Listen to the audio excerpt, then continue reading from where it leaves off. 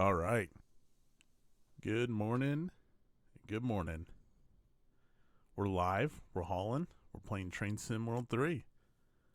Uh, Today we've got a little morning run that we're gonna do. We're gonna try to sync it up as close as we can with the 7:35 run on Cajon Pass. Over the week, we did have the. If you missed my stream earlier in the week, the rail driver is in. When I played, I don't think I was using it yet, and then I did a test run on, it was the night of the Chiefs game, so that would have been Thursday night. I did a test run with it using the what are those trains called? The Class 66 EWS. This was pretty fun. I like it. The braking system is completely different. Like, you're holding the brake to apply more brake pressure consistently, and then you put it back into hold to leave it at the level. So when we're running these big diesels, we just set it at 50% brake pressure, whether we're doing the full automatic or independent brake or dynamic brake, whatever. It's significantly different than the British trains. These were pretty fun. I did get started on one, and it was nighttime, and I wasn't familiar with the train. I had no idea how to actually turn the lights on to get it started. But I then did a daytime run and a little more familiar with the train. So the short of that is the rail driver works great. I have noticed that it's pretty sensitive on your calibration, and I was just going to show that real quick. I'm not going to recalibrate it because it's pretty good right now. So here's everything when we're using the ES44C4, the modern electric diesel. Here's everything that's in play, and so I'm gonna. All this is stickered, and you calibrate all of these switches. Actually, everything over here. So these 6 you calibrate. And this morning I did a little test run. It was a little bit off, so I recalibrated. Everything seems to be good. And then I'm going to reprint the exact buttons down here because the ones they come with don't exactly match up. Otherwise, it's great if you have it fully calibrated. And we are. So we're good to go. And we're going to do some Cajon Pass this morning. So let's go to the train depot. We've already found our timetable. Also worth noting that today, 160 years ago, was the Battle of Antietam, September 19th. For the, I guess to at least keep it relevant to the war game topic. So yep, we're doing the S44C4 this morning. And we're doing this 7:35 timetable. I did check the weather in Barstow today. It is clear, so I didn't mess with the weather settings. We're taking over a train heading from San Diego up to Albuquerque and hauling a whole bunch of grain. We're going to start at Cajon Pass Summit. So if we get really needy on things to talk about, we can talk about Antietam, marking that anniversary, I guess, if we really want to. But first, let's go through the train. Grain train from San Diego to Albuquerque, 14,500 tons, 96 cars, just under 6,000 feet long. Before we get everything fired up, let's just pop outside.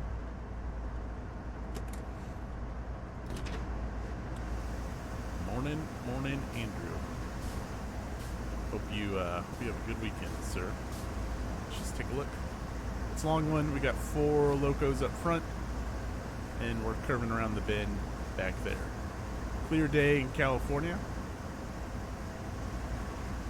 All account looks like it's going to be a pretty good, easy, slightly downhill run. Hopefully nothing too crazy. I did have a full-on crash derailment when I was messing around with the first time I was messing around with the rail driver controls. So as long as we avoid that, good morning, we should be in good shape. All right, so let's get our reverser handle in, generator field on. I like to use the gauge lights every time I run. I'll go over here to my bright lights. Banking comm on, and then the only other change I think is these good. Let's see, lead, freight, that looks good. All right. I'm going to release the last little bit of the automatic brakes. I'm going to put this in forward. And I'm going to give it a little bit of throttle. So yeah, this morning I noticed my throttle is what was a little bit off. And we have a downhill start, so I'm going to start a little bit lower off the throttle there. Alright, we're going to release the brakes, and we're underway.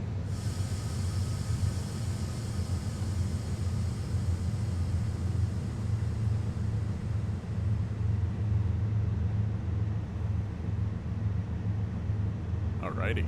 44 miles till we reach Barstow.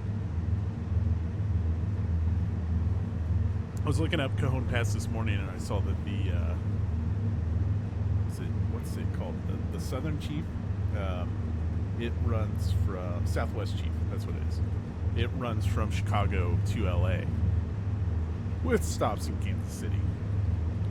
44 hours long, and I couldn't help but think that would be sweet to do someday. I think they have like full-on sleeper cars. I'm gonna go ahead and give this more throttle so we can try to get up to. I don't think we'll have any issue getting up to full speed.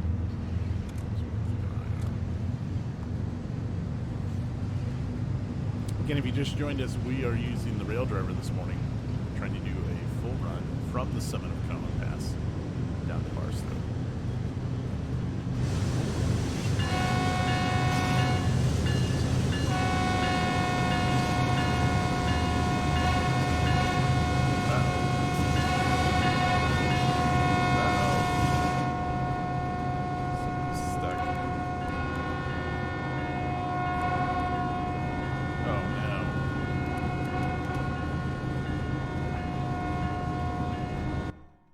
Oh no, that'd be a terrible start to our run.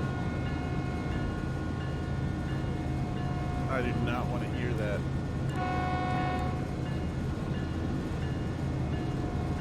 Is it getting further away? Like, hopefully it's a bug like that. It sounds like it's gone. Well, that would have been awful.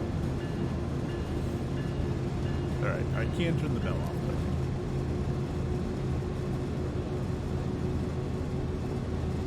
so some of these little stops on the side of the road there, like there's things you can unlock. So I'm going to keep my eyes open. I'm not going to stop the train for them, but at least when we get to Barstow, I'm going to let's take a look at the map. I'm going to see if there's anything we can do in Barstow. Yeah, so we got a long way to run. We're through the, we're already through the thick of it back there. Sound like a horn's coming back.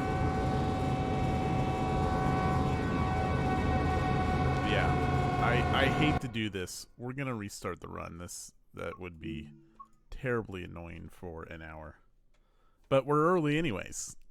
We're not supposed to depart till 7:35, and it just ticked over. So I'm gonna go ahead and reset everything. That was not the start we envisioned. All right. I'm not gonna do the rundown again. I'm just gonna get us moving as fast as we can.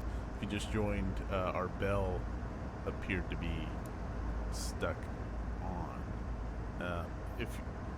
If you're not familiar with it, the company that makes this game is a little bit of a cash grab because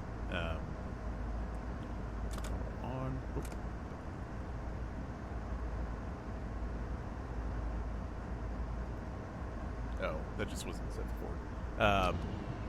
Like, there's not a lot of difference between this and Train Sim World 2. Jeez. Not a perfect start after our... Okay, at least it's not staying on, so hopefully no more issues. Alright, let's get underway. It's 7:35.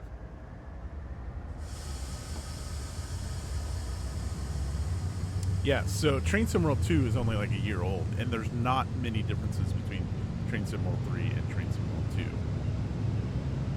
2. And I think there's been a lot of features and improvements promised since... I'm gonna put that full throttle, look at this baby moving.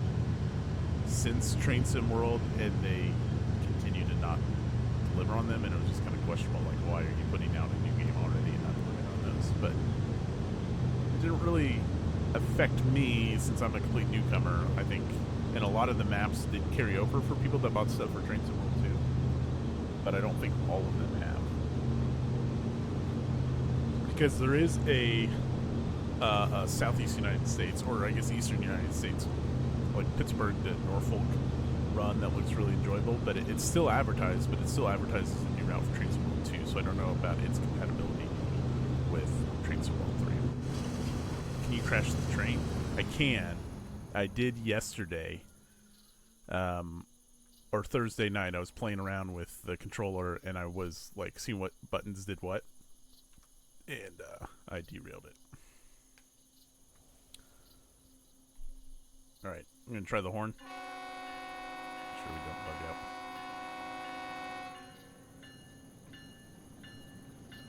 All good. All right, we're underway for real this time. False start. That's what we get for starting the train early, I guess. Give you a little drive-by to start your Saturday morning.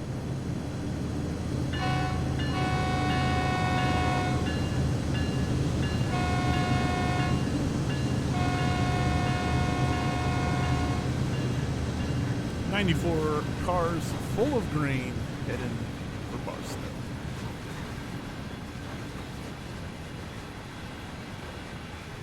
On this 160th anniversary of Antietam this morning. Look at this. You got some like locomotive links. I didn't even know that was a thing. I don't want to pop forward to the front of the train. I'm sure it's fine. Our maximum speed limit was 55. We're still cruising along at 27 miles per hour, which you can't see, but does read out on the rail driver. I think my eyes were tricking me there. No, they're there. Huh, I didn't know that was a thing. That you had locomotives in the middle of a train like that. Look at that, I'm learning something new. The problem with crashing the train, Jesse, is usually that comes at the end of the run, and there is no save feature in this game. So if you run for an hour, look at that, three locomotives in the middle of the train. Interesting. If you crash at the end of your run with no save feature, you have to do it all again. So this run's going to take us about an hour and 10 minutes. And I just don't want to do that. Alright, there she is. We're up to 40 miles per hour. Let's go to the front of the train. Turn the HUD back on. I'm going to ease off throttle. 1.5% decline as we head for Barstow. So let's go ahead and put the throttle to idle.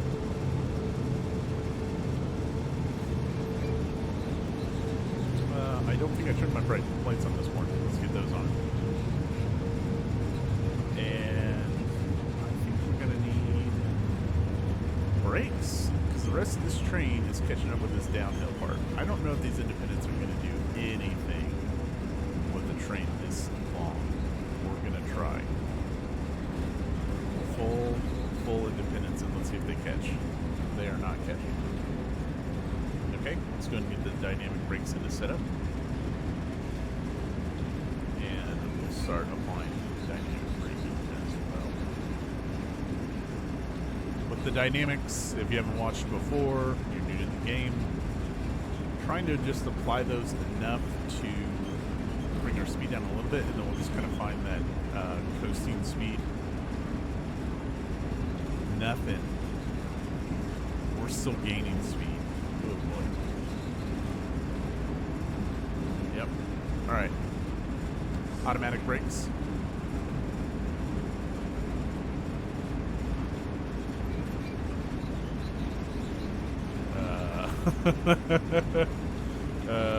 Full application.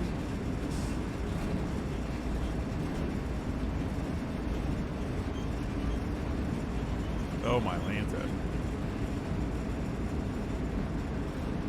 We may not make it to Barstow. This is terrible.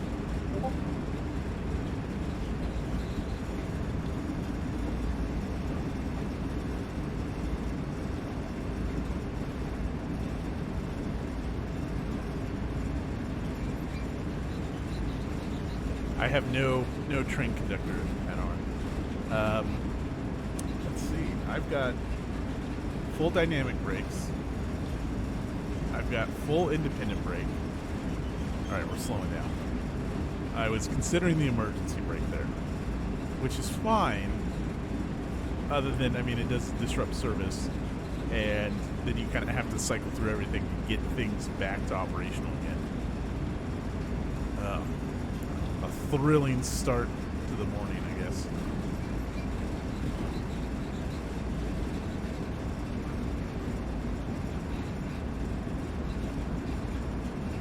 Alright, I am going to start easing off the automatic brakes.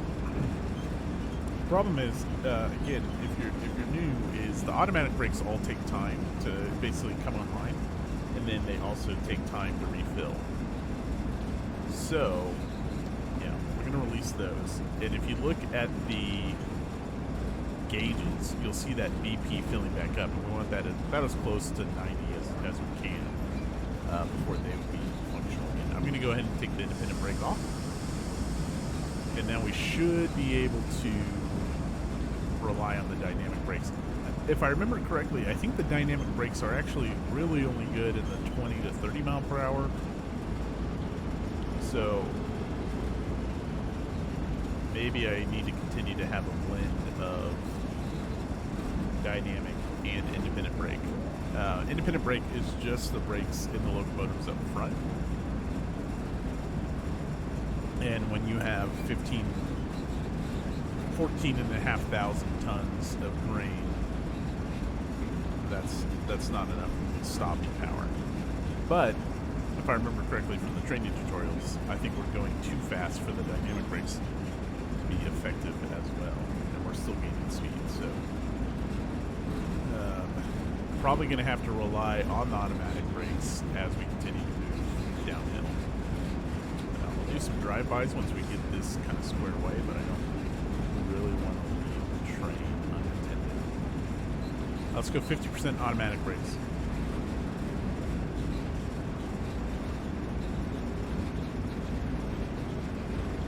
We have lost some of our decline, but the rest of our train, all 96 cars, is still moving downhill. So even at 50%, we have full dynamic, full independent, 50% automatic.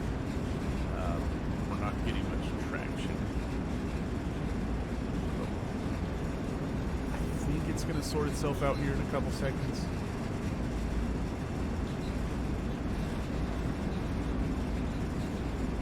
Let's go to this view. Beautiful Mojave Desert, Southern California. Out here, I don't know. Yeah, I was saying earlier, there's one passenger service that uses, or there's probably local passenger service, I guess I should say. But there's one Amtrak route. It's the Southwest Cheap,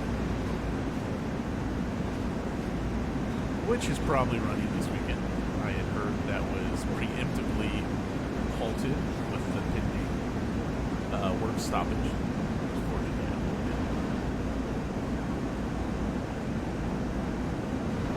I don't know if there's any town out here in real life, but I just can't imagine living out here. I guess some people, that's their game. They probably said the same thing about Midwest, but I don't know. Too deserty for me. Alright, I'm going to pull the independent brakes off because I don't think they're doing anything. And I think, even though it's going to slow down our arrival, it's probably going to be worth it to drop this down about 35 miles per hour, I'm guessing, just to see if we can get the dynamic brakes back in control. There is a speed limit increase in 1,500 feet, but I don't think we care. I think we're just too big. Oh yeah, that makes sense. That's a good point, Andrew. Yeah. Move out there and get stuck. Yep. Fair. Born and raised out there.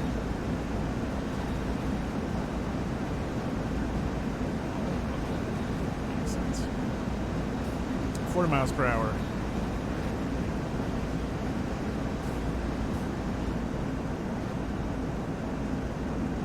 Some larger buildings over there.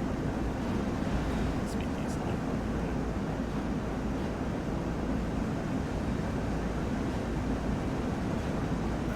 The good news is We appear to have our brakes at a good enough level where we're holding-ish.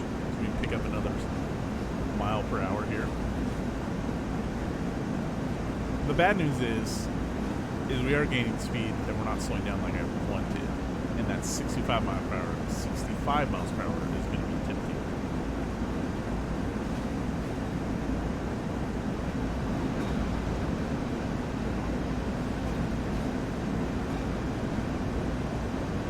Yeah, so after this, I'm going to look in to see if the eastern United States route is even compatible with Train Sim World 3, because those are pretty sweet. The Norfolk Southern line. Green Horseshoe, something. Horseshoe, I don't remember what it's called. And I probably just shouldn't sit here and guess.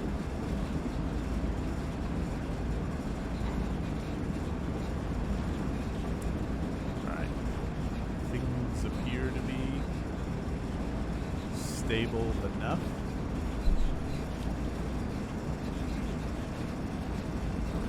And if we're in a good enough holding pattern, I guess I don't care about the 30 mile per hour target. Those crickets in game?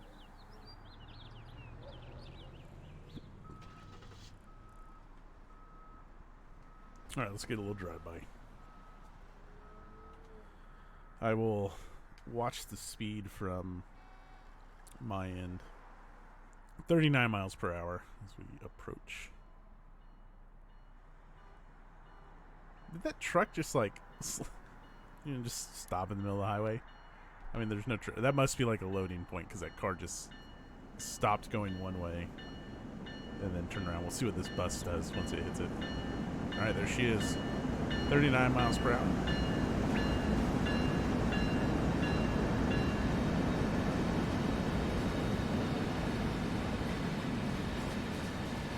Yeah, that's got to be a cutoff point, because that truck just appeared out of nowhere.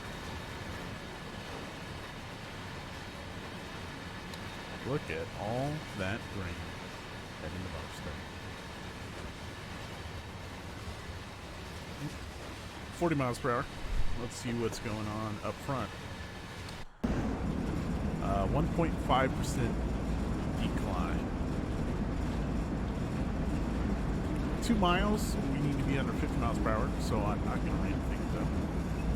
We have 37 miles to go. And I think we're going to sit here for about all of it. As you can see, we are applying some brake pressure. This is normally at 90 with no pressure applied. So I'm sure there's some terms of what that actually means. 16 pounds. I don't know what that actually equates to, but that's at least where we're at.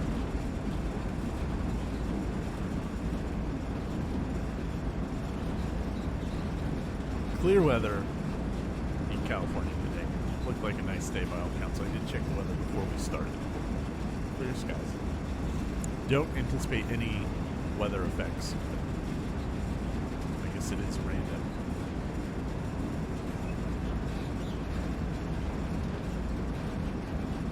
And I gotta say, after 2 or 3 weeks of streaming and playing this game, that this is my favorite route, both with this train and the older electric diesel. Right? And it's not so much the route as it is the trains. Although, like I said, I guess it was last stream, the British high speed just has so many tunnels. And you kind of get up to cruising speed, and then you decrease, and you decrease a little bit more, and then you decrease, and then you come to a stop. And you get going again. And yeah, maybe you have a power change, and that's kind of cool. But, oh boy, 50 miles per hour. Let's go ahead and give it more brake. So watch that BP on those lower left gauges to the left of the speedometer. It's going to equalize at 66, but it's taking 20 seconds for that to reach there, which is 20 seconds to apply that much more brake pressure, and 20 seconds for you to stop if you're trying to stop.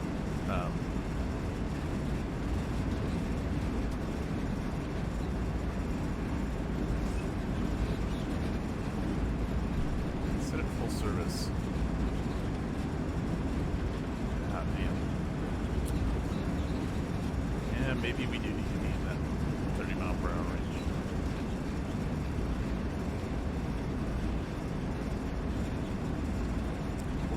Let's try to bring this baby under control here.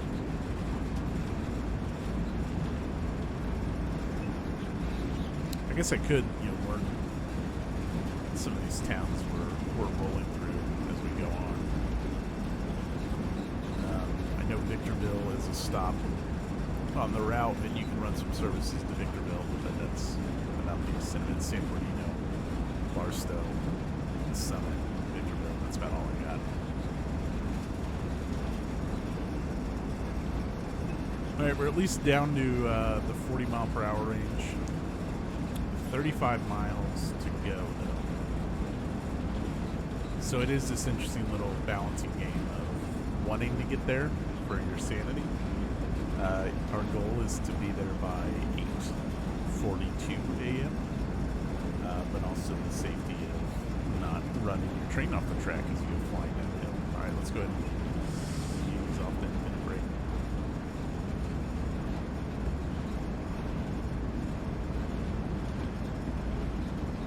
And we're going to ease off automatic brake as well. Although, again, the front of our train just hit another dip, so we're not seeing the effects of the steeper downhill yet, but when, 75% of those grain cars come over the hill, well, we're going to start feeling it. All right, I'm going to release these. Now, that brake pressure's got to rebuild. And it should, because we're going way too slow, but that's the risk of going on and off the automatic brakes.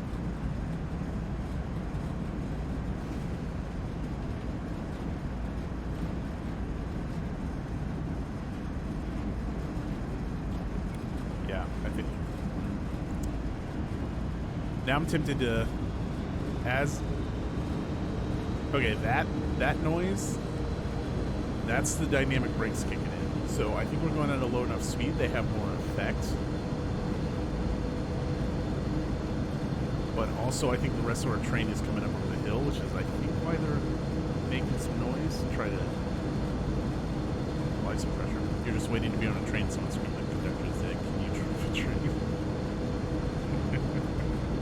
Hey, I was ready, if they needed a Keanu Reeves-esque quarterback in the train engineer seat, I could list my 2 weeks experience of using a keyboard to drive a train. So, and as I mentioned, if the replacements taught us anything, it's that it's cool to be a scab.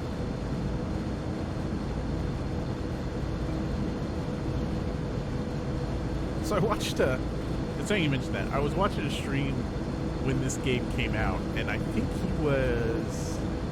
I didn't catch if he was from England or South Africa. Anyways, he drove like passenger frame trains as a living.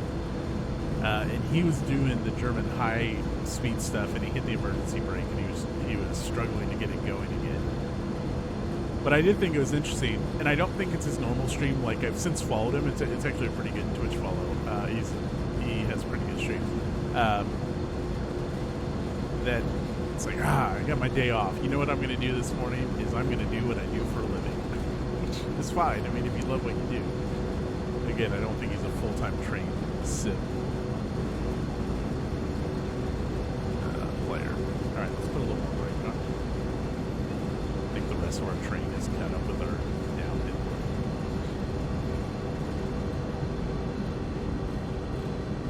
It's by a lumberyard or something over there.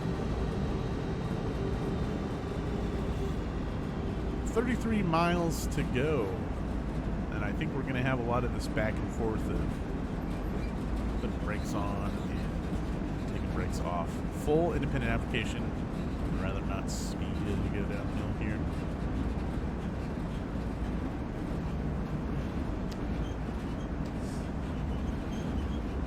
I think it was Thursday night. I was doing a small,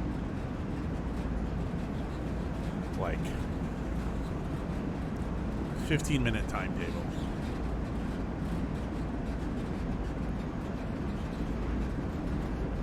And there was a train running in front of me, like on the same, it was using the same track as I was. I was like, oh, that's kind of interesting, but I was going like 10 miles per hour. And all of the lights along the line, you know, I'm sure we passed one, you know, here's a red light for this line here. They were red, but the game was not telling me, hey, stop. Turns out those lights matter because I failed the scenario by blowing through them. Although I'm pretty sure it's at no risk of even catching the train in front of me. I imagine more just talking with chat than driving the train. Oh, yeah. And, you know, if he likes trains, he likes trains. It was also a brand new release. I think you're totally right. It's more just the hanging out and streaming. And he was not running the trains that he drives.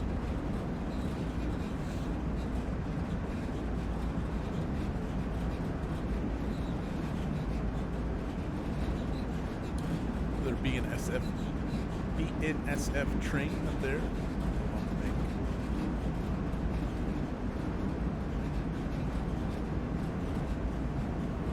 Seems like we've been able to keep I'm going to take the independent brake off. We've got, I don't know, check, 88% automatic brake. Yeah, one of these lights, I guess there was a series of these I moved past and failed the scenario. I am 100% certain this guy had hair when we started. 100% certain. Suspicious. Where'd the other guy go, man? We'll call this guy Paul over here. And the missing old guy with gray hair, that'll be Andrew. So what do you do with Andrew, Paul? Suspicious. I'm watching you. For the next 30 miles, I've got my eye on you. 1.6% downgrade. Let's see, like, I'm gonna leave these on. Just minimum application.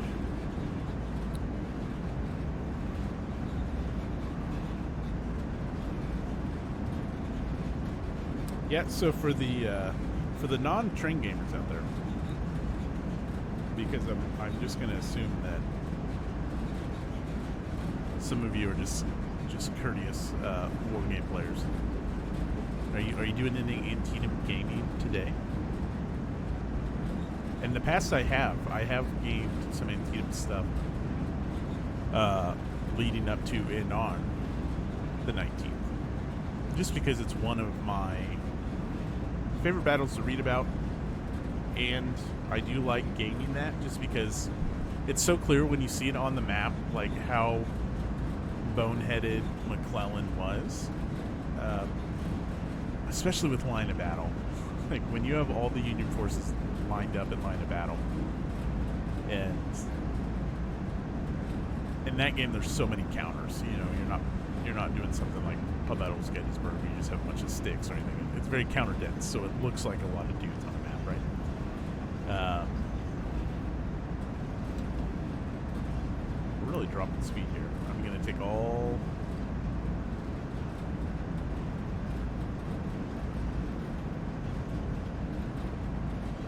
everything off, this down a little bit. Okay. I'm sure we'll start picking up speed and have to panic react here. But we need to talk about Antietam. Yeah, so I think when you game Antietam, you really see how boneheaded McClellan was, because, I mean, the Union presence is just so much stronger. And so if there was any kind of joint effort, it's abundantly clear that the Confederates are screwed. But it's a staggered approach, and, you know, not keeping up pressure where you should keep up pressure, and then Burnside doing whatever the heck Burnside does that day,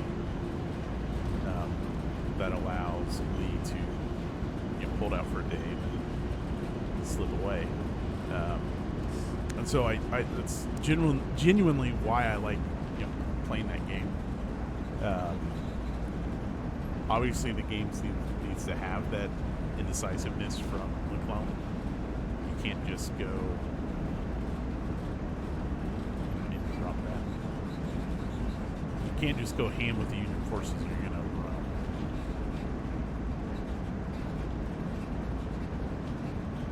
But no Antietam on the agenda today. Actually, I think I'm going to play some face-to-face Advanced Squad Leader. I'm heading up to the Kansas City ASL. We have a speed reduction coming up in a mile. I think I'm going to head up to the Kansas City Advanced Squad Leader group. We got to talk some Historic Fest planning. And since the oldest one is with the grand folks, it's a fun little weekend with them.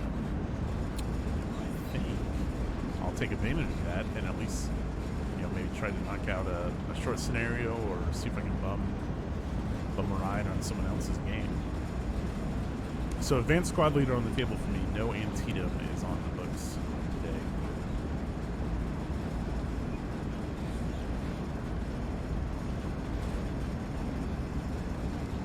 Antietam, of course, Bloodiest Day in American history, which I think was the initial grab as to why I wanted to read and learn about it more. What happened?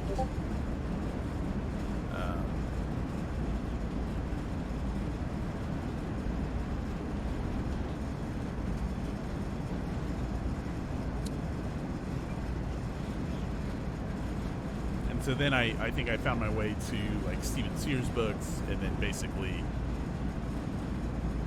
Oh yeah, that's. I should figure out a way to just get sound in.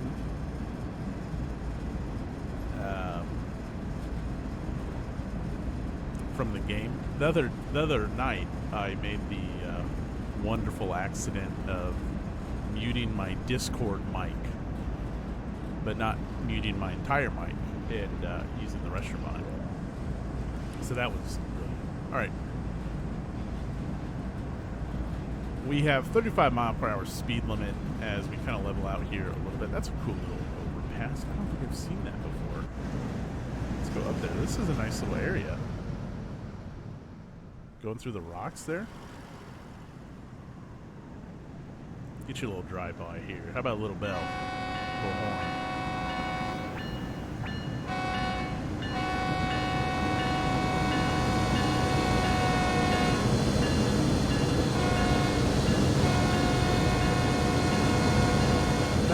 Cars back there. Yeah, so we were playing Brotherhood and Unity, and I did that, came back and realized exactly what I had done. Alright, I'm going to ease off dynamic braking here.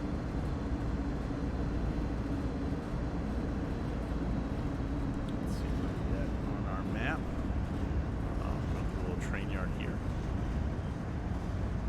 Oh yeah, this is the cool one. Like, this can be loaded up and just, whether it's a car you're picking up or I guess logos or whatever. Never was able to get into pre-World War I games. Yeah, I feel you. There's topics that I try to get into and just can't do it for whatever reason. Actually, largely World War I games.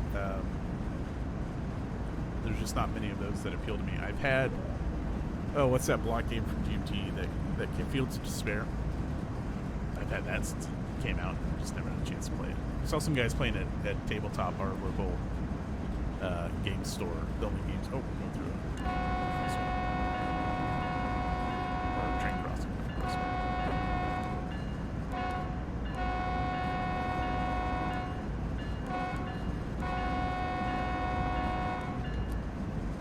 But I've never gotten it to the table, so I've seen it played, but never played it myself.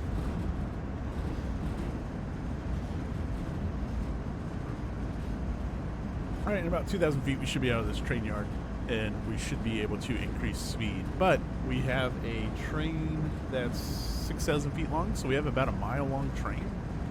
I like the idea of something like Red Poppy's Trench Warfare. Storming trenches, etc. Oh yeah, I mean, obviously there's interesting stuff to see game down. I did play, this came up. I did play half a game of Paths of Glory once, and that was a great experience. But I just never got back to it. Nothing bad to say about the game. So yeah, in 900 feet we'll hit a speed limit sign, but our train is a mile long, effectively. Is that rain? Whoa! Let's get some wipers on. Did not expect rain in the forecast. Let's pop outside and look. It is clear skies. I distinctly remember one day asking my parents, like, hey, it's raining outside, but there's no clouds. And pretty sure my mom lied to us and just told us that's good rain. Whereas I guess cloudy rain is bad rain. So I guess we're getting good rain on our trip up to Barstow.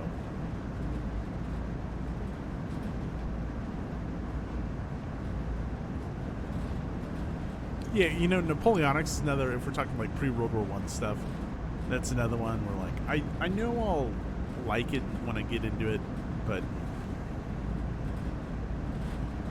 there just hasn't been anything that's grabbed me yet. Like I want to play Latatai, I want to play Bar, I want to play the Hexasim, Napoleonic games, all those things. But then part of the problem too is like when you ask for recommended reading, like when I want to learn more about Napoleonics, the best book is like, it's the big green book. It's like 500 pages of detailed writing, and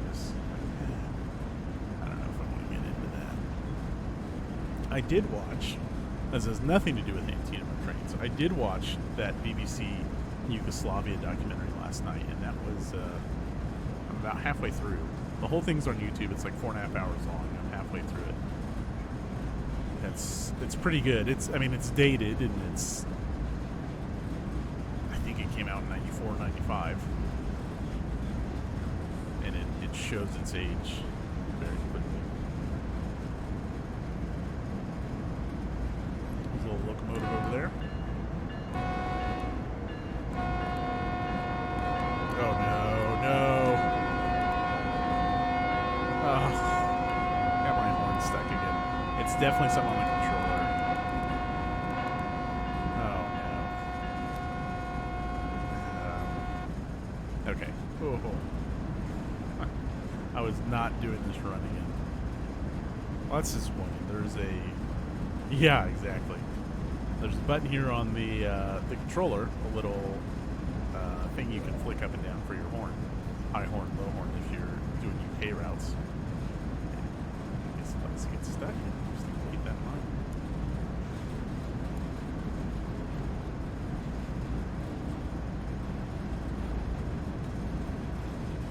I don't know if we'll be able to see the big loading loop. I'm curious if it's loaded up with anything, if there's a bunch of boxcars on it. It is kind of a cool, or at least interesting, train design. Pop in, hook up to something, move out, next thing gets loaded up over here. Just keeps feeding in. Let's see what we can see here. You guys hear that? I think that's my stuck movement still. Yeah, I'm not. It's going to be really long for the next 35 minutes. Can't really see the track, but I guess it's out there. Oh, there it is. It's that track. Interesting stuff, I guess. I will. Yeah.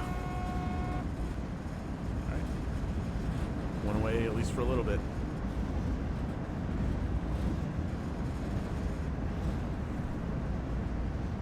$28 miles to go. Guess we gotta go around. Yeah. Alright, let's give it some speed, huh? And all brakes are released. Switch the throttle to idle. Let it sit for a little bit.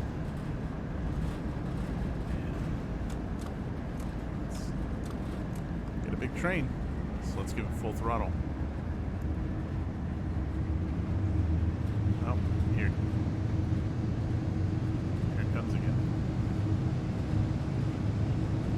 hear that, and you just joined,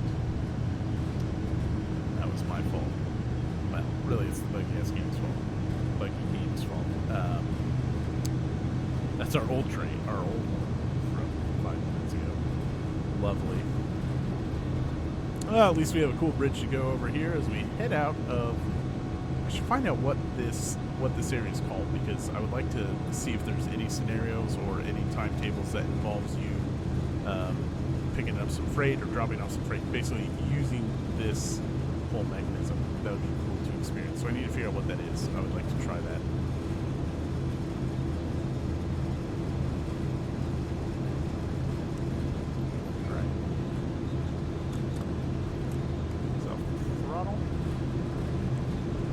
Coast along for a little bit. We will get a speed limit increase here in a little bit, but it's, again, about a mile down the road with how long our train is. Once the caboose crosses the line is when we can speed things up. Also looks like we're going to be going up and downhill. Although that marker, I guess it looks kind of level with us. Sometimes you can kind of tell because it's below you. Here comes our train horn. I wonder if that's like an error. I'm sure there's nothing we can do to fix it in this game. Let's see, Train Sim World 3.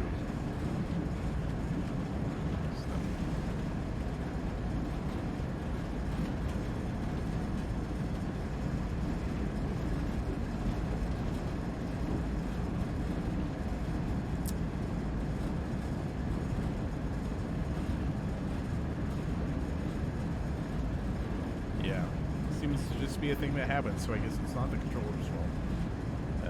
Maybe it contributes to it. I do know that compatibility with the rail driver with Train Sim World 3 is still in beta, but go to free cam, turn the camera in opposite direction of the train. Okay. I'm gonna do this. So I'm gonna go to the back of the train, and hopefully these loading screens erase it. Wow. The back of our train is just now going over that bridge. It's kind of impressive.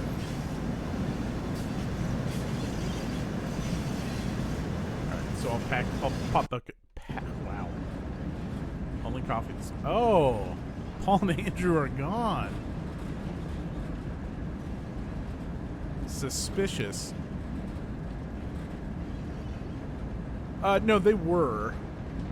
And the quick Google search there is that's just a thing that I think happens with Train Sim World 3. Like, the button itself is not switched. And it's not, you know, if I hit it again, it's going off after I hit it, right? I think it's just Train Sim World 3 being not a polished product. And just being a cash grab. But apparently using the loading screens like we just did should fix that problem in the future.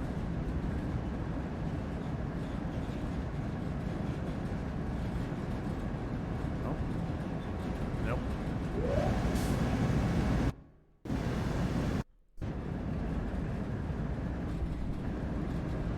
Thought I heard it again. We'll keep our ears on it. Same lady this time. Interesting. I think they still things work out in this game. It's only their third release, you know. But the weather, they got the weather down. Alright. Let's go full throttle. We're going to use that horn again. You better believe it. Got another BNSF train approaching here on the left. Looks like it's free here.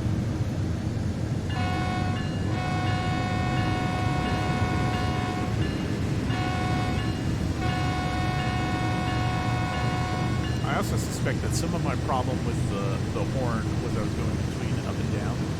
Like, just go down. It's a little like trigger.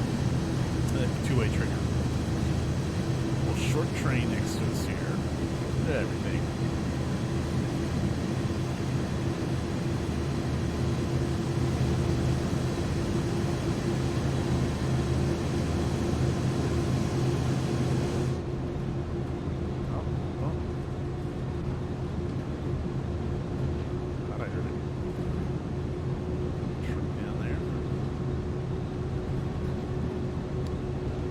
I was driving the other night, and I also saw the British license plates were back, which I thought was a fixed and known issue, or known issue that had been fixed.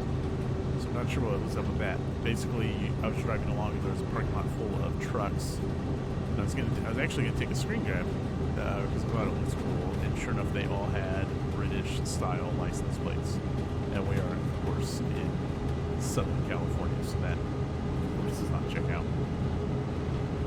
But that's been a known thing, I think, since at least like Train Sim World 2, so I'm not sure what's going on with that. Alright, that's definitely our train. Like, how annoying.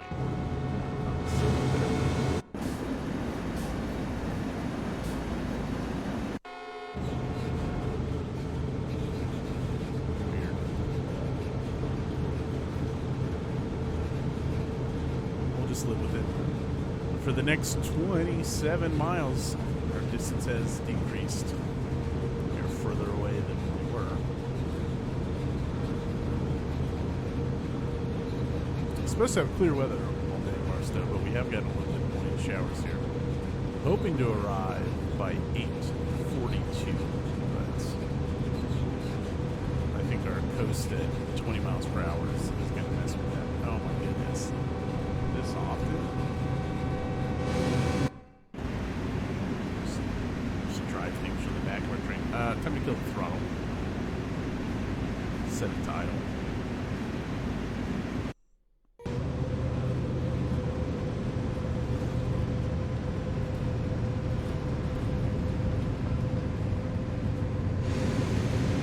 Looks like the rain stops. Turn the wipers off.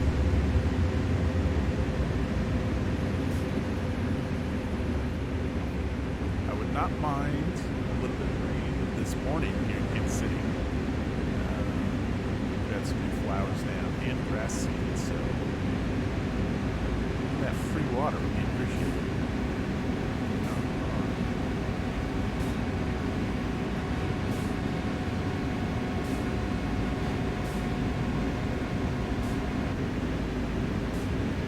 Well, at least it doesn't seem to last very long, and hopefully by over the next 25 miles it sorts itself out.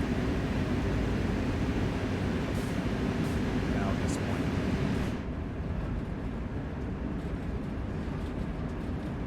Yeah, so ASL a little bit later this morning, about 10 a.m. going to pop up there.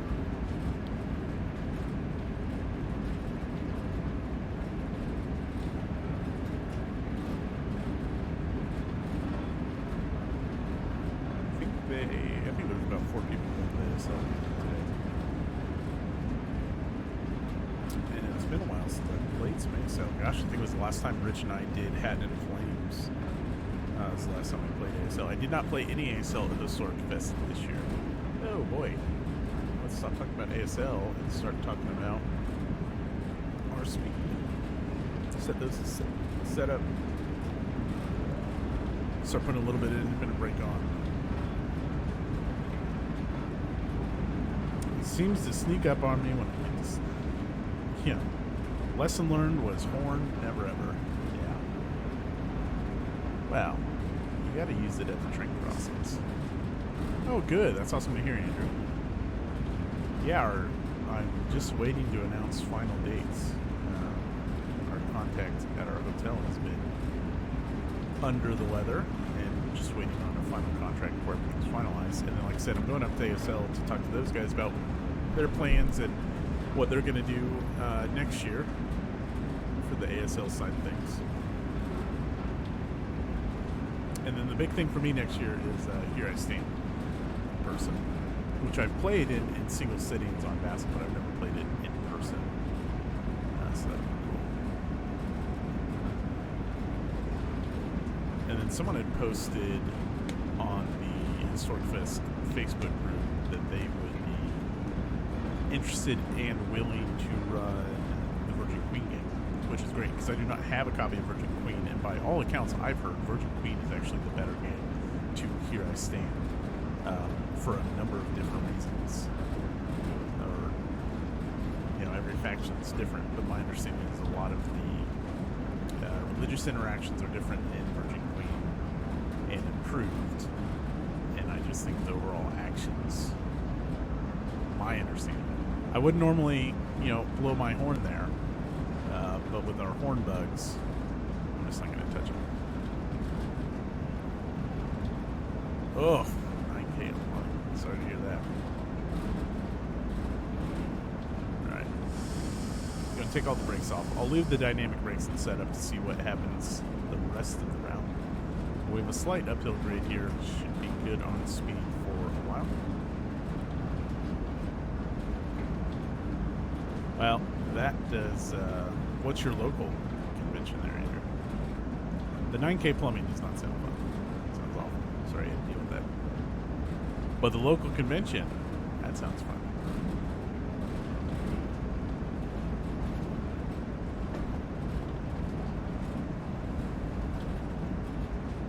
Well, there's probably no harm in announcing when we're Anime, Iowa. Nice. Yeah. If you're in Iowa, that's not a... We have a few Hawkeyes make the trek down. Jeff. Jeff's the first one. And Brian. Brian is our first last 100 yards champion. He hails from Iowa as well. Yeah, you should make the trek down. So there's probably no harm in announcing the tentative dates, which will be August 17th through the 20th. Yeah, it takes a while to make that trek, especially eastern Iowa. I had a family member that was considering a school in eastern Iowa. I was like, oh, that'd be nice, but it was like basically the midway point between Kansas City and Chicago. It was further than I had initially thought. Yeah, so we're looking at August 17th through the 20th, which is basically almost the same dates we had this year. The nice thing there is that's a Thursday night edition, so Game Room would actually open something 6 o'clock on Thursday. Again, none of this is final, although we've seen one draft of the contract is just changing a couple things around. So starting something like 6 o'clock on Sunday and then running to Sunday at 5 o'clock. The deal this year and the first year was Sunday year one, we shut it down with Memoir 44. That could have ended at any time. I mean, there was 3 of us playing, and it was massive, and it should have ended earlier. And then this year, it was just our 32 game, and then I think we were out of there by Sunday at 3. There was other stuff being played on Sunday, but all of those had wound up probably around between noon and 2. And then we just stood around and BS for a little bit. So we're gonna drop the Sunday all day with air quotations around that, because effectively we'll still use Sunday the exact same amount of time, and then we'll shift that extra time we're not using Sunday for to Thursday night to kick things off. There's a whole lot of things we want to play next year. Definitely Here I Stand. And then someone brought up Silver Bayonet. Dan brought up Silver Bayonet in the Discord. And now I'm kind of thinking I want to maybe make my Sunday game a campaign of Silver Bayonet. It's not a hard game to pick up. It's not even the campaign game. I don't think is overly dense, and my plays played relatively quick. So I think that could be a lot of fun.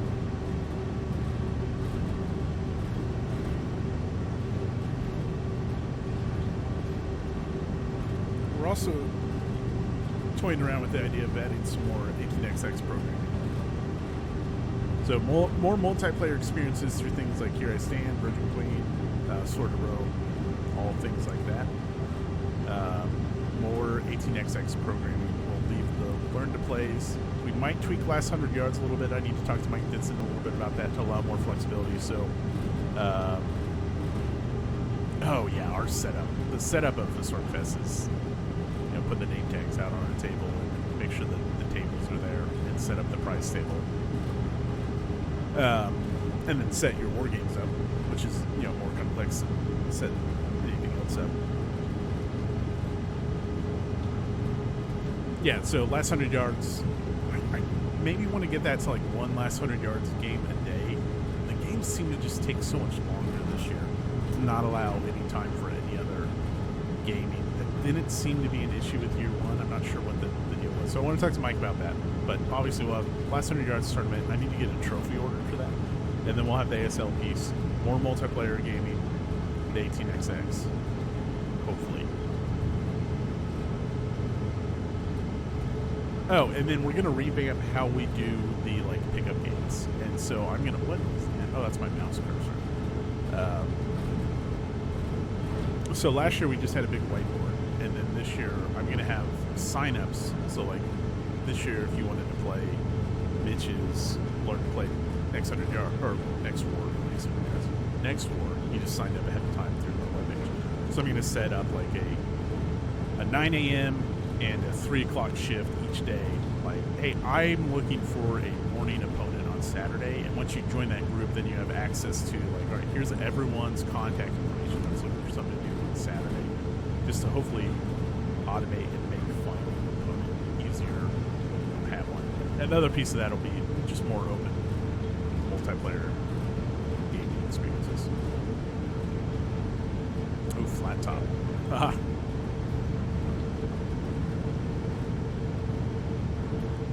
Never played. That would be flat top would be a pretty good experience. All right, let's go ahead and ease off the throttle. All the way down high.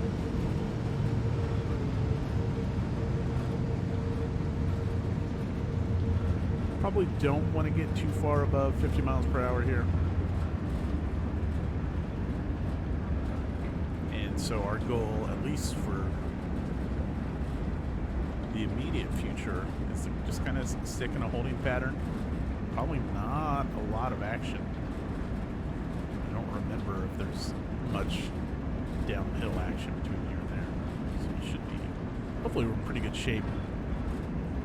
Just a slight downgrade in the weight of our terrain to deal with. I haven't heard the horn in a while. Probably just jinxed it, but maybe we're out of horn hill. Toot toot. I'll just do it manually, so we don't get that problem again.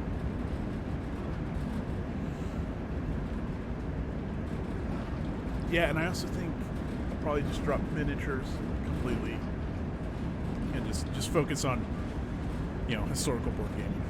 And I just don't think there's the demand for it. I do like seeing them set up. I think they're cool looking, and I would like to play them myself, but you gotta have the space for them. I mean, effectively, we could have added, you know, at least 12 more tables or 2 vendor areas, kind of where our miniature area was. So I think we'll probably drop those for next year, which is fine. I mean, because I depend on other people to run those anyways. It's not like I'm running them. And it's a little different than running something like Oak and Iron, which is a blend of miniatures and board gaming. I didn't mind doing that at all, because that's a sweet game.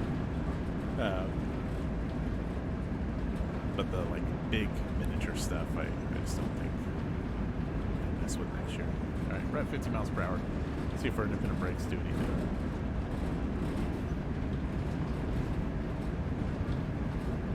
Would be nice to just coast along the next 20 miles.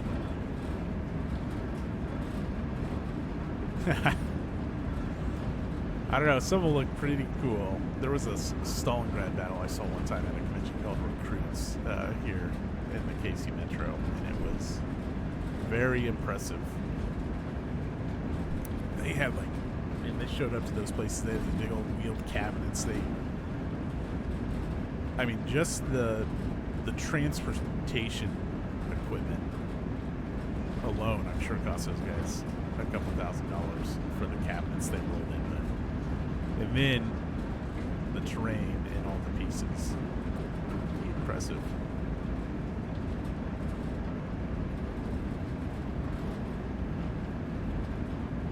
Yeah, counters for miniatures. There was, gosh, I want to say it was either something Napoleonics, or maybe it was even older than that, and something like English Civil War or something. But basically, they used miniature terrain, and then they used cards, or was it like extra wide counters? Must be cards that were basically miniatures. So all the troops were cards that moved around like a 3D terrain, and it looked pretty cool. It's like, well, I guess that takes care of all your painting needs. Didn't go over and ask him what the name of the game was. Gosh, that was smokes. That was when I was first getting into war games. That was probably 6 years ago when I saw that game play. I have no idea what it was. Nice out of the desert a little bit. Get a little. Well, I guess we're still in the hot desert, but little vegetation. Did have some clouds rolling. We already had some rain.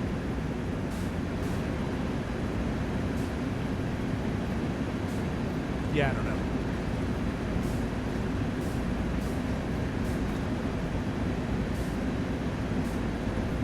The rule for the rest of this run is no more.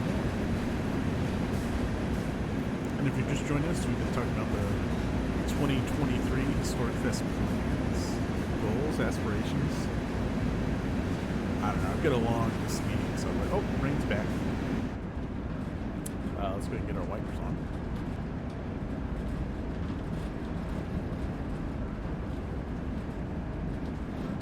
Oh, it must have been Onus then. It definitely did not have a fantasy feel to it.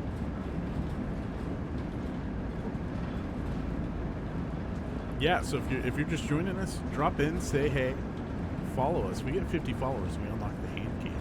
Because we're using the rail driver today, for the most part. We won't use the rail driver for the horn. Our horn bugged out about 6 miles ago, but we seem to be away from that. Say hey if you're a Wargamer fan. What are you playing? Are you doing any Antietam games? 160 years ago, at Antietam.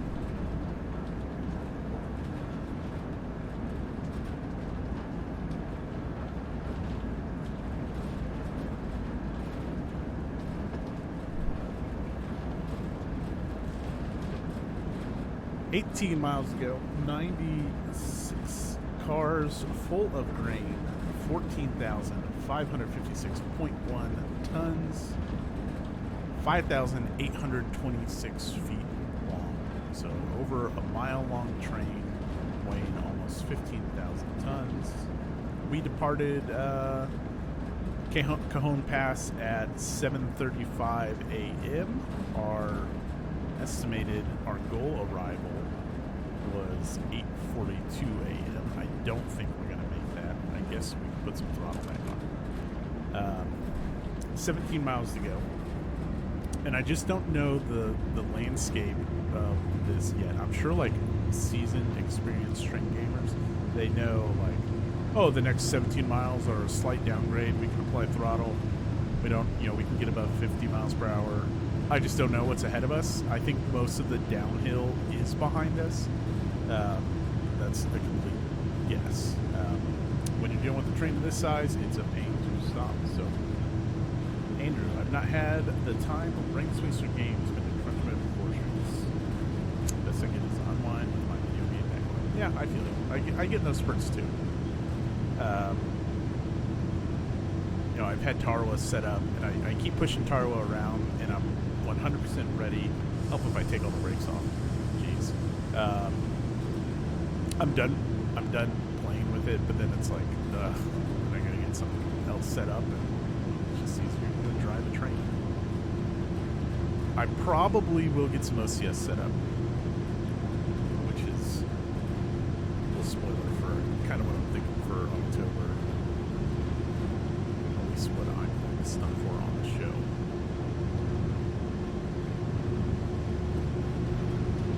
We do have some big games coming up for the podcast. Friday, Rich and I will record. We're talking about Reds, which I've been playing Reds just on the Vassal module. Since my copy didn't come in when I wanted to start.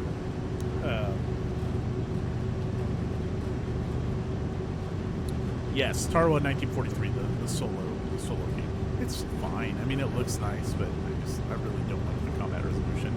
It's just, and it's hard to be hard, and I understand, it's an island with defensive positions. It's going to be hard to take the island, but mechanics just feel like they're designed to be hard, not enjoyable, and I think you can make things enjoyable and obviously harder at the same time. So Reds and Brotherhood and Unity this coming Friday. Rich and I will record, give our thoughts on both of those games. And then October we'll have the standard vote, and I've kind of just spoiled a little bit what I'm going to sub for that vote. And then November will be Second Fleet, which I'm very much looking forward to. I'll probably start fishing that stuff out soon. And I'll be looking for an opponent for that. And then December will be Pacific War.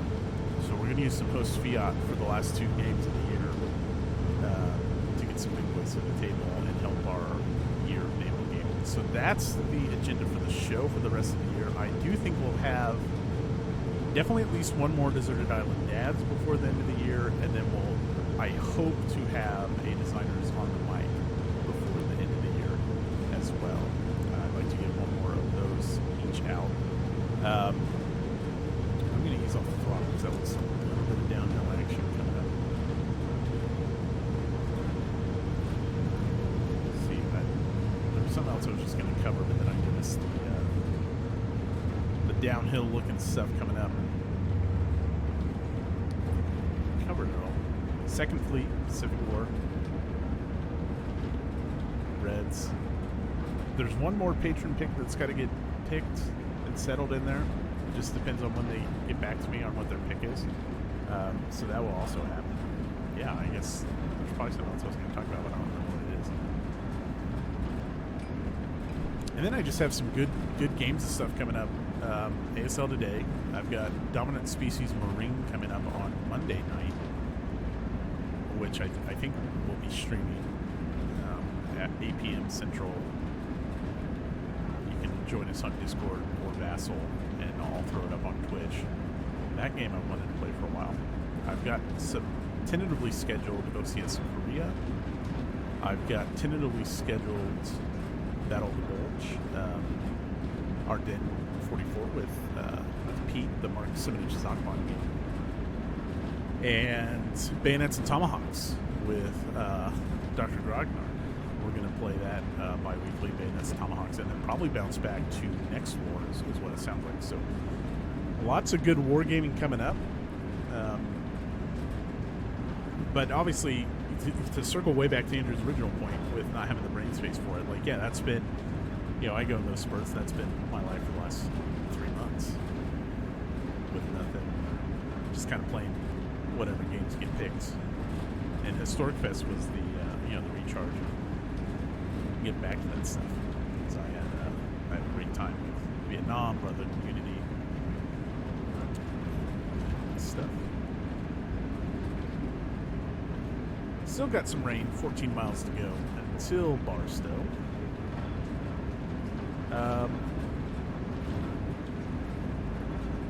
You get me talking about war games that I don't watch the speed, but I guess it kind of took care of itself. Got right up to 55 miles per hour there, and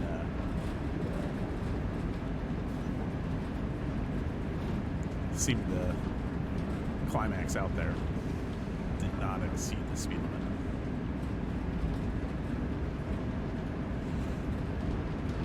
Yeah, I don't know if we're gonna get. I don't know if we're gonna have an episode on Tarawa. I don't see why we couldn't. It'd probably be something we just like rank on the side.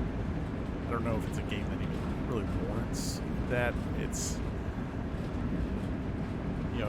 spoiler for me, if you're looking at the list, it's somewhere below Pavlov's house in terms of, if you go look at all our solo games, above Zeppelin Raider, but below Pavlov's house. I'd rather play NATO Air Commander than Tarwa. I'd probably rather play Ottoman Sunset than Tarwa as well. It does look nice though. And I do like the cards. It's so restrictive. That's Tarwa. Nothing to do with Antietam or trains. But we are training now. 13 miles to go. Let's go and go no brakes. See what that effect is. Throttle to idle. Another train. Toot-toot. One day off to catch you off guard and hit you with a game.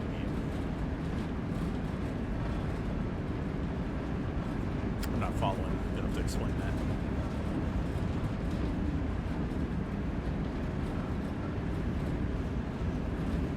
Shoot their game. Whoa. It's been a while since we've done a little drive-by. Let's go ahead. Oh, the war game game.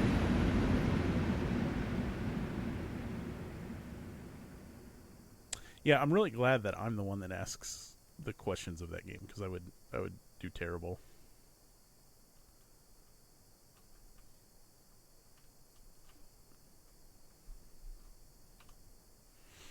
A little drive-by for you. We are picking up speed, by the way, so we're at 54 miles per hour. You can't see it because I've got the HUD hidden, but I am applying independent brake. I'm trying to bring that into check as we do this drive-by. Whole lot of grain heading to Barstow on its way en route to Albuquerque from San Diego.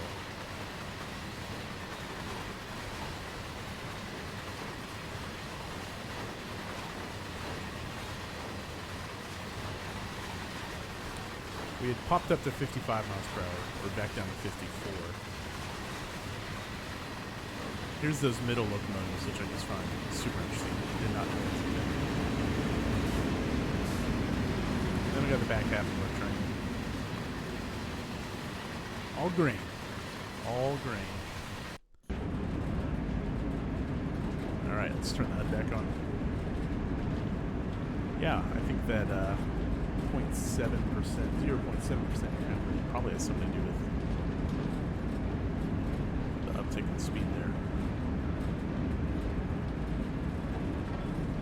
That's a different lady. So we're on our second man. Paul and Andrew are gone. They were replaced, and now their replacement has been replaced with this lady over here. Must be a loading screen thing. Or an external camera thing, I don't know. What a game.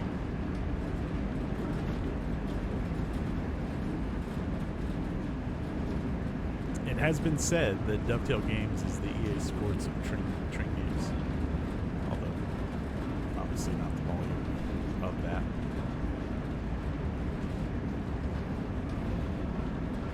Hey, if you're here and you're new to the channel, go ahead and follow us. At 50 followers, get a hand cam. Check out this rail driver. No joke. We're going uphill. I'm going to take all the brakes off.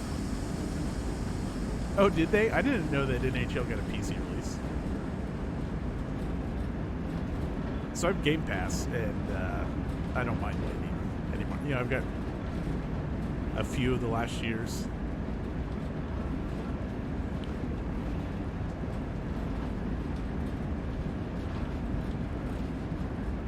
Like, I've been playing FIFA 21 over the last month or so.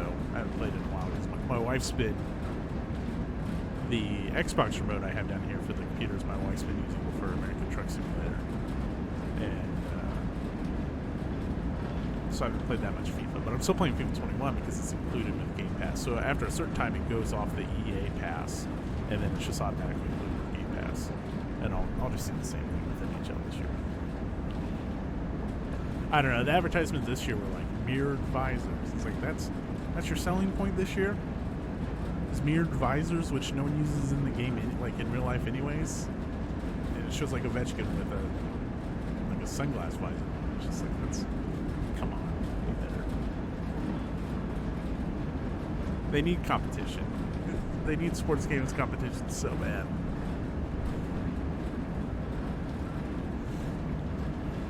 All right, 9 miles to go. So we are in Barstow. Wow. Okay.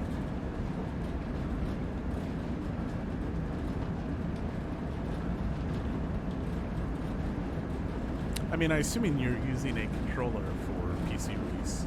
I can't imagine. I'm sure people will or do. I can't imagine using a keyboard to play hockey.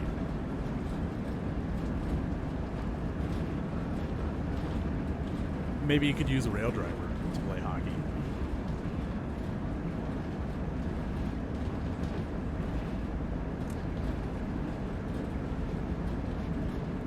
A little bit of throttle.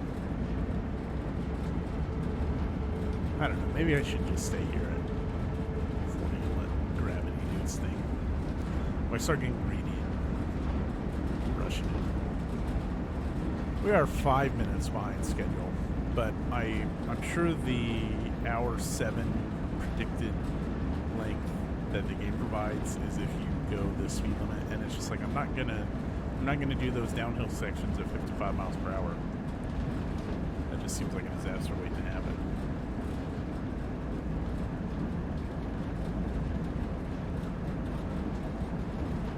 Way more rain. Yeah, it was clear weather. I was watching, was it Blue Games? Doing his stream of Cajon Pass. And he had mentioned every one of his, sizable Cajon Pass runs, meaning like not one of the, little 20-minute runs or something, has had rain, especially if you put like clouds. But we started clear. Tried to match the weather in real life as best we could.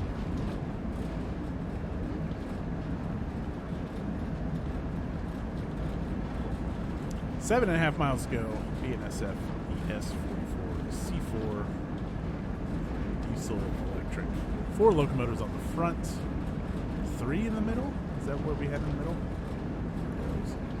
And then 2 or 3 in the back as well. Almost 15,000 tons of grain. 96 cars long. Over a mile in length on this sucker. All right, let's give it some throttle.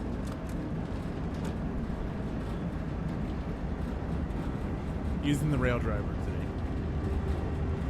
Longest run I've done. It has had almost no issues other than the bell, which seems to happen regardless of, or not the bell, excuse me, the horn. Whether you're using a rail driver or not, that could be an issue that happens. So again, I had to slightly recalibrate. This morning, I found the reverser was only registering forward and neutral. So basically, the reverse slot is what I was picking up for neutral. So I just recalibrated this morning, and it seems to be fine. It seems to work best, the rail driver, with these electric diesels, either the newer one we're driving or the older BNSF. I did do some runs with the British Freight, and it did fine. But the problem with British Freight is here when we're applying brakes. Oh geez. It's exactly that. If I'm at 43%, that's 43 is applying, right? That makes sense. On the British trains, you hold that to apply pressure, and then you move it to a hold position to hold that same percentage, whatever you increase the brake pressure to. And then you put it at hold, and then same thing to release. If you're at whatever brake pressure, you hold the release lever, and then you move it back to hold. And that is fine, but those levers reset on the British train. So if I'm holding release to let go, it pops back up to hold. That just doesn't work as well with the rail driver. I don't think that's what the rail driver is intended to do. So you can kind of cheat it. You kind of got to bounce back and forth between release and hold. And it does work, but I think primarily you're going to be using the rail driver on the electric diesels, which is fine because they're so far my favorite things to drive. I am interested in the Norfolk Southern stuff. 6 miles to go. We are giving some throttle. I want to stay around this 40 mile per hour range. I don't want to get much faster. We've got a yellow light. Again, if you're just joining us, click the follow button. Say, hey, what are you playing this weekend? Are you playing a team game? Do you have any more games lined up? Do you have any train games lined up? Are you a train gamer finding this for the first time? I assume most of you are war gamers, but I guess you could be train enthusiasts as well. Welcome. Introduce yourself, say hey. 5.5 miles to go. Yellow light. And so yeah, I was playing the other night, and if you just joined us, I blew past red lights and failed a mission. Or failed the timetable, I should say. Give me an outside view. I am going to his office.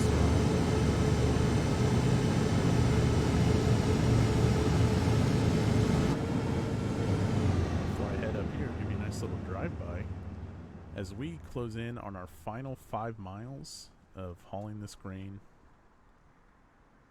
From Cajon Pass Summit all the way to Barstow, it's been pretty smooth sailing for the last 18 miles or so. Basically, since our horn glitch, it's been smooth sailing. A lot of downhill management to start out as we exited the summit, but ever since then we've had the train in pretty good shape. 39 miles per hour right now is the readout on the rail driver, and here we go. Hopefully we don't bug out the horn.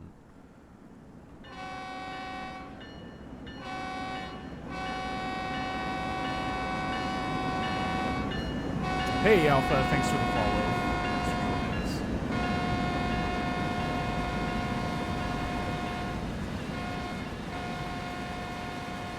There she is, over a mile long, 96 cars.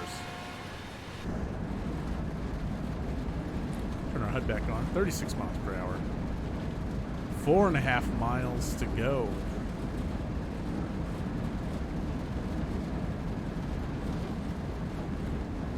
We're on our second. Paul and Andrew bailed out. Probably couldn't take the horn noise anymore. Heavy rain.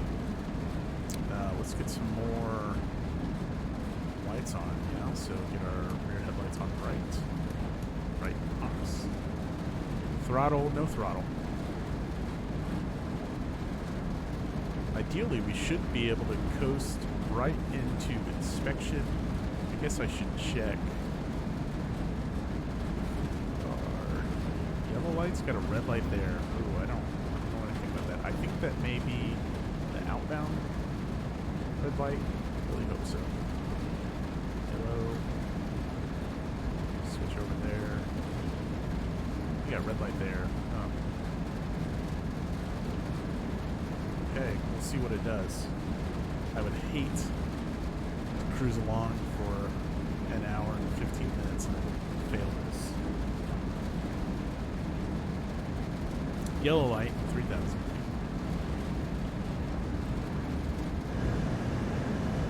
Dang, we used to get some rain. Not in the forecast at all. There we are. Cruising along.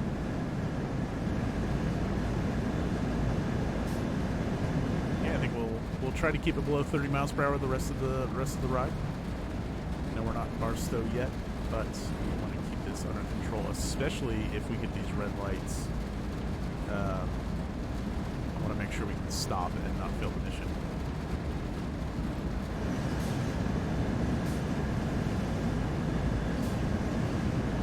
Tell you what, I like this more than the light rain we had earlier. I think it looks quite a bit nicer than it's sunny. A water balloon up on the side of the road? I think that's not water, that's on the side of the tracks. Alright, yellow light. I wonder... I wish this was more guidance.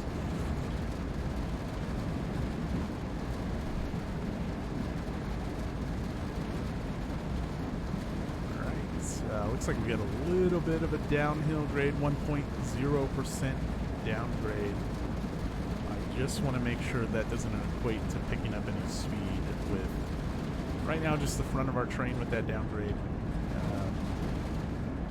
But when you have 15,000 tons, I think that 1% is significant in keeping our eye on it. So we also need to be under 30 miles per hour here, up in a mile. So let's see if our independent brakes can handle it. These 4 locomotives. If not, let's go ahead and get our dynamic brakes set into setup. Sure, we'll start relying on those. Full independent brake. We're at least leveling out. So far, we got tracks below us. Interesting. I wonder if you can do anything with those. Looks like you can. Huh. Okay. I guess if you leave Barstow, you go out that way, huh? Okay, cool.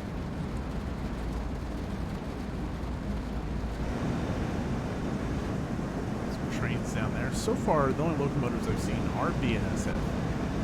I don't know if there will be Union Pacific liveries added to the game, or if those are only custom things. Let's give it a little bit of, that's all right. Let's give it a little bit of dynamic brake.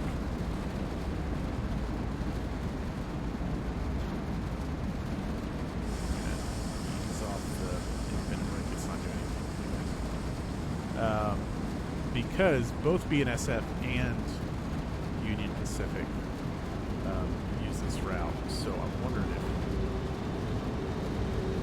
let's see if those catch. Looks like we've got a yellow light. Yeah, so both Union Pacific and BNSF use the tracks in Cajon Pass. So, but obviously the only livery you buy is the BNSF stuff. So I don't know if you'll ever see Union Pacific trains. It'd be cool to see some Amtrak trains as well. You know, like I said, the Southwestern Chief. All right. Trying to get this baby under control. Full independent, full dynamic.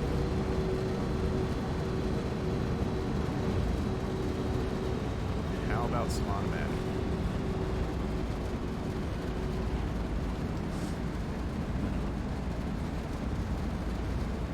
Over a mile and a half to go.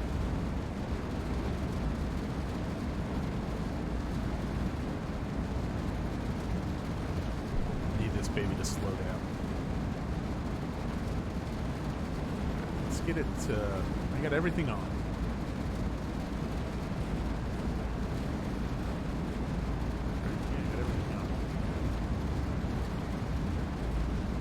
Okay, looks like we're finally catching. Mile and a half to go.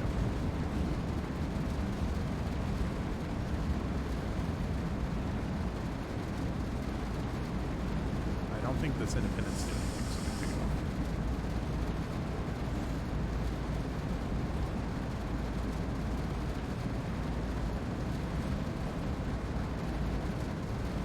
Alright. I'm gonna ease off automatic and ease off. Automatic should be in release, so it starts building pressure. That should be in setup.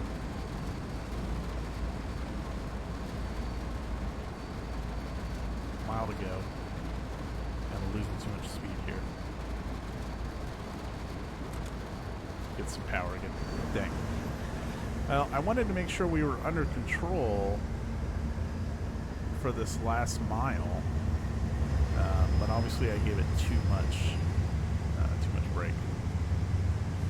Still not enough throttle. All brakes are released. Now it's building some power. So we're going to crawl along for this last mile, I guess, so we don't keep doing this. Ideally, around 15 miles per hour, I think is where I want to be.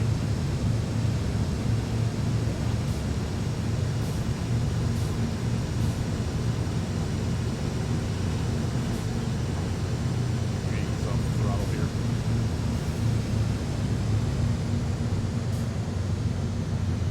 You would think with a train weighing this much, that whatever slight downgrade we have right now should be enough to get us all the way home. And we'll find out. But we may need more of our train to actually get to that downgrade. Alright, just around a mile to go. Final approach here. Pulling into Barstow. It's a fun little route. Nice relaxing bit in the middle, and then getting things under control as we approach Barstow. If you didn't join us at the top of the run, we started at the Cajon Pass Summit. If you're here, say hey, introduce yourself. Oh yeah, the horn bug. Taking it easy on the horn because our horn bugged out, but actually we had to restart the run once because right out the gate we had the horn bug. But that's okay, we had started early. So we started at right around 7:35, almost on the dot on this run. And it looks like it's going to take us an hour and a half to do the full run. Hour and 7 minutes was our estimated run. We've been under the speed limit for most of this, which is fine, as it's a predominantly downhill run with a very, very heavy train and long train, over a mile long.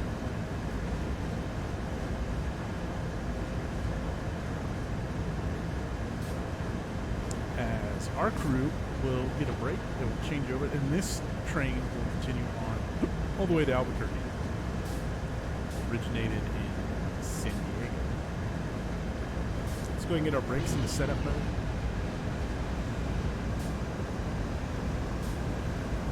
And we're going to turn those up to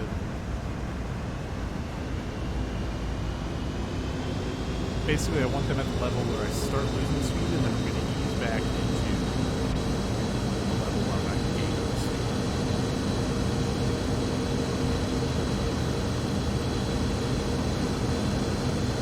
Okay. So I think I can save like half a mile to go. Let's go to the cap.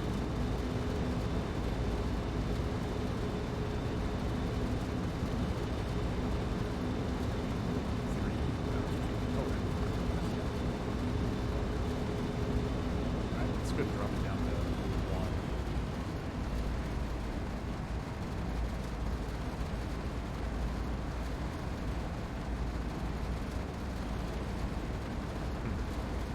Touchy.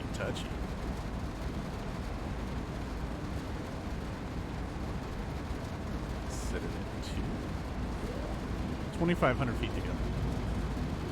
What I don't want to have happen is to like come to a complete stop at 500 feet short and then have to cycle everything back up and inch forward for 450 feet.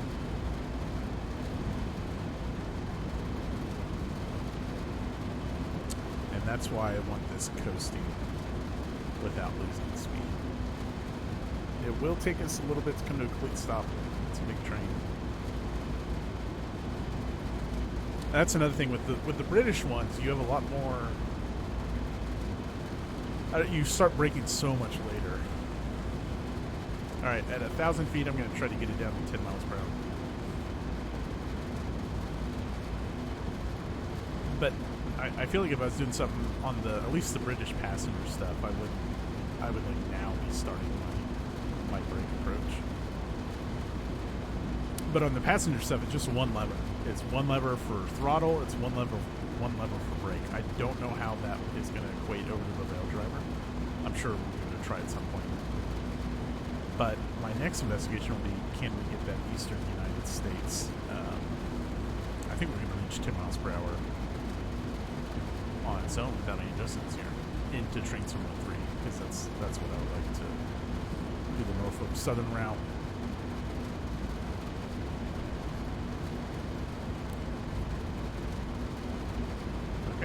Got there. Got to be patient.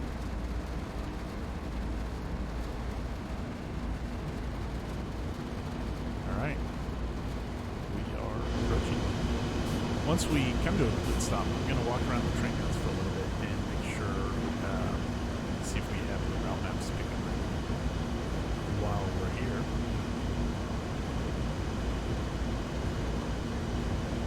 Hey, thanks for the follow, Jake. 475 feet, and let's start drift the train. Sure thing.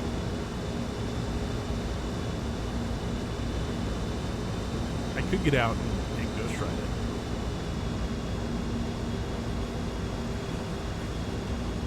All right, 200 feet. Brake. Dynamic brake up to 5. As long as that's going down.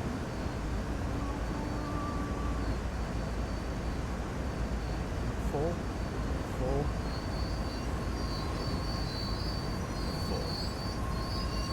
Overshot it.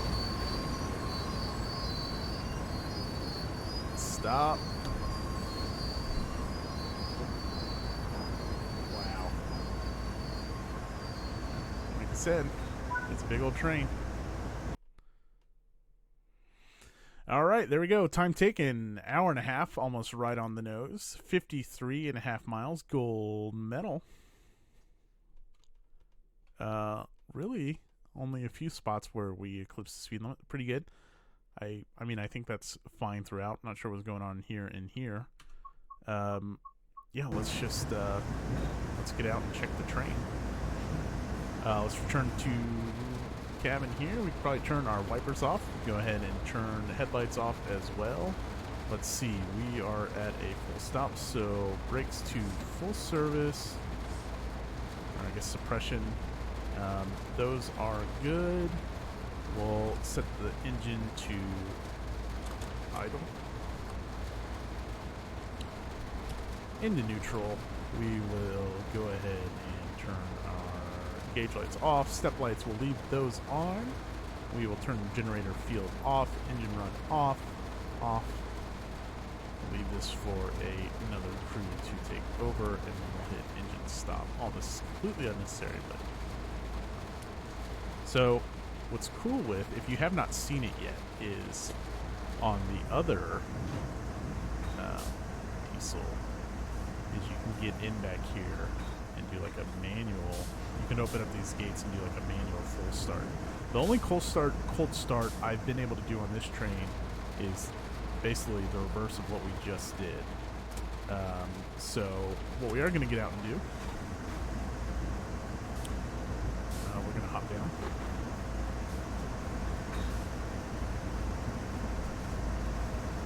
And I know this is on its way down tricky, but try to have a little fun. Can we?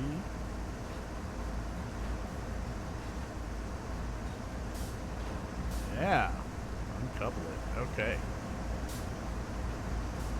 Sure the next crew will appreciate me making their lives hard. So let's just pop over here real quick, see if there's a map or anything for us to grab, and that's going to be our stream, I think. So I'll start winding it down. Thanks for stopping by, everyone who did, everyone who said hello. Hope everyone has a good weekend. Said I'm off to go play some Advanced Squad Leader this morning and do some Historic Fest planning.